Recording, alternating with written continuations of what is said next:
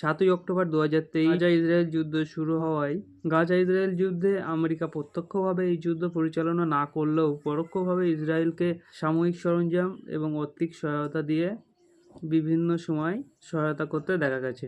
এই যুদ্ধে ইসরায়েলের হাতে নিহত হয়েছে গাজার হাজারো নারী, শিশু এবং মধ্যবয়সী, সব মিলিয়ে 43,000-এরও বেশি মানুষ এই যুদ্ধে নিহত হয়েছে। আহতের সংখ্যা 1,40,000 তারও বেশি। বিভিন্ন সময় বিভিন্ন দেশের সামরিক প্রধান এবং রাজনৈতিক প্রধানদের গুপ্ত হত্যা করতেও দেখা গেছে ইসরায়েলি বাহিনী।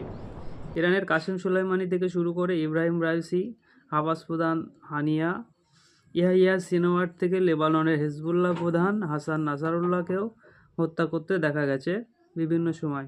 যেমন ইরান, লেবানন, সিরিয়া, ইরাকের মতো দেশগুলোতেও এই যুদ্ধের আবহাওয়া ছড়িয়ে পড়েছে। ফিলিস্তিনের গাজার দিকে তাকালে দেখা মিলবে ধ্বংসস্তূপ। গাজা উপত্যকা এবং ইসরায়েলের সঙ্গে 59 কিমি সীমান্ত এরিয়া রয়েছে।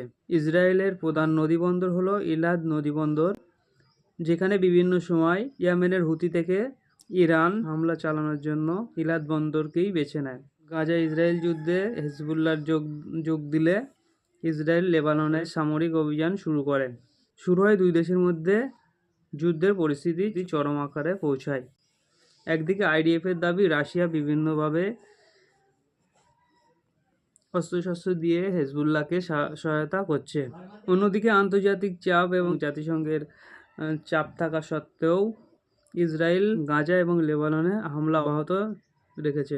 ইসরায়েলের প্রধান বেনিয়ামিন নেতানিয়াহুকে আইসিসির গ্রেপ্তারি পরোয়ানা থাকলেও কোনো দেশ এখনও সেই সৎসাহস দেখাতে পারেনি।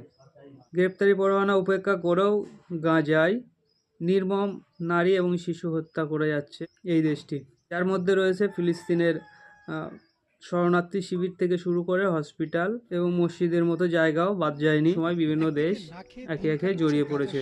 তার মধ্যে যেমন রয়েছে ইরান, ইয়েমেন, লেবানন থেকে, যেমন সিরিয়ার গোলান মালভূমি তারা দখল করে আছে। এই যুদ্ধে তাদের মূল উদ্দেশ্য হলো পার্শ্ববর্তী দেশ থেকে সন্ত্রাসী গোষ্ঠীর নামে সেই দেশের বিভিন্ন স্থাপনা থেকে শুরু করে সেই দেশের ওপরে তারা দখলদারিত্ব করতে চায় এবং তাদের কর্তৃত্ব বজায় রাখতে চায়।